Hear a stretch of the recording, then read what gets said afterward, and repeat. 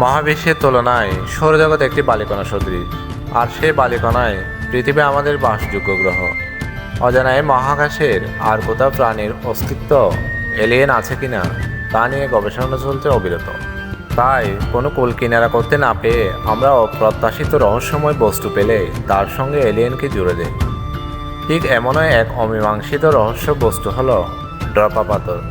সোম ওম নেই নামক এক জৈনিক গবেষক এই পাথরকে প্রথম ড্রপা নামক এলিয়েনদের ডায়েরি বলে আখ্যা দেয়।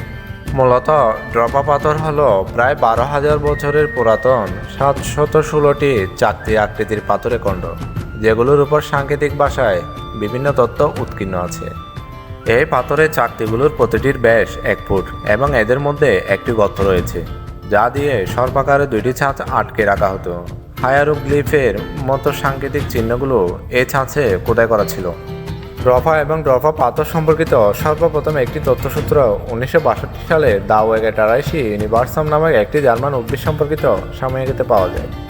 1938 সালের বেজিং বিশ্ববিদ্যালয়ের প্রত্নতত্ত্ব বিভাগের অধ্যাপক চিপুতে প্রায় তার ছাত্রদের নিয়ে তিব্বত সীমান্তে অভিযানে যান।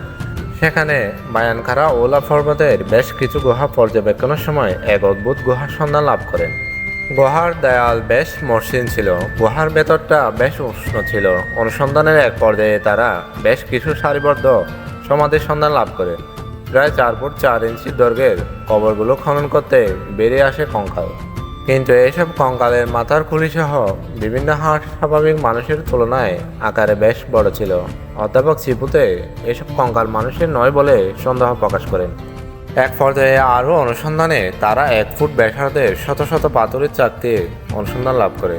পাথরের গায়ে বিভিন্ন প্রাকৃতিক বিষয়বস্তু যেমন সূর্য, চন্দ্র, পাখি, ফল, বৃক্ষ প্রভৃতি বেশ যত্ন করে খোদাই করা ছিল। অধ্যাপক চিপুতে প্রায় কয়েকশো চাকতি নিয়ে বেজিংয়ে ফেরত যান। ধীরে ধীরে চীন ছাড়িয়ে পুরো পৃথিবীতে এই পাথরের চাকতির গল্প ছড়িয়ে পড়ে। গবেষকগণ এই পাথরের চাকতির নাম দেন ড্রপা পাথর। ড্রপা পাথরের গায়ের সাংকেতিক ভাষার মাঝে কোন অজানা রহস্য লুকিয়ে আছে তা ভেদ করতে উঠে পড়ে লাগলেন বিজ্ঞানীরা। ড্রপা পাথরের ড্রপা নামের আবিষ্কারক বেজিং বিশ্ববিদ্যালয়ের রহস্যময় গবেষক সোম ওম নেই। প্রায় 4 বছরের গবেষণা শেষে দুর্বোধ্য ড্রপার রহস্যের তিনি এমন সমাধান দেন যা শুনে ইতিহাসবিদ এবং পুরাতত্ত্ববিদরা তা হেসে চুরে পেলে।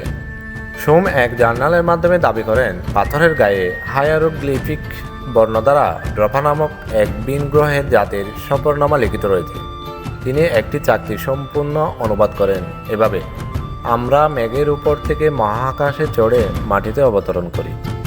আমরা আমাদের সন্তানেরা এই গুহায় প্রায় 10 সূর্যোদয় পর্যন্ত লুকিয়ে থাকি। কয়েকদিন পর যখন আমরা স্থানীয়দের দেখা পাই তখন তাদের সঙ্গে যোগাযোগের চেষ্টা করি। ইশারায় যোগাযোগ করতে সক্ষম হওয়ায় আমরা গুহা থেকে বেরিয়ে আসি। সোমের মৃত্যুর পর 1968 সালে ড্রপা পাথর রসবিজ্ঞানী ভায়াস্লাভ সাইজেভের গবেষণাগারে স্থানান্তরিত হয়। তখন সামনে চলে আসে আরও রহস্য আর কিছু প্রশ্ন। তিনি চাকতির বাহ্যিক বৈশিষ্ট্য নিয়ে বেশ কিছু পরীক্ষা চালান।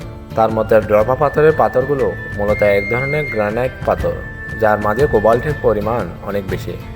প্রশ্ন ওঠে তৎকালীন অধিবাসীরা ঠিক কিভাবে এই শক্ত পাথরের মাঝে সাংকেতিক চিহ্নগুলো খোদাই করছেন। সাইজেভের মতে 12,000 বছর পূর্বে এমন কোনো পদ্ধতি ছিল না যা দিয়ে এরূপ পাথরের মাঝে খোদাই করা সম্ভব। রুশ বিজ্ঞানীরা অ্যাসিলোগ্রাফের মাধ্যমে এই পাথর পরীক্ষা করে নিশ্চিত হন যে কোনো এক সময়ে এই পাথরগুলোতে বৈদ্যুতিক বাহক হিসেবে ব্যবহার করা হয়েছে, কিন্তু কখন বা কীভাবে এ আরেক প্রশ্ন। এরপর 1970 সালের কথা। অস্ট্রেলীয় প্রকৌশলী আর্নেস্ট ওয়েগারার সেবার চীনে বানফু জাদুঘর পরিদর্শনের ড্রপা পাথরের 2টো চাকতি দেখতে পান। তিনি কর্তৃপক্ষের অনুমতি সাপেক্ষে চাকতি 2টো ক্যামেরাবন্দি করেন। কিন্তু এই ঘটনার কিছুদিন পরেই তৎকালীন জাদুঘরের মহাব্যবস্থাপককে বিনা কারণে বরখাস্ত করা হয় এবং চাকতি 2টো ধ্বংস করে ফেলা হয়। এই রহস্যময় ঘটনার কোনো যৌক্তিক ব্যাখ্যা খুঁজে পাওয়া যায়নি।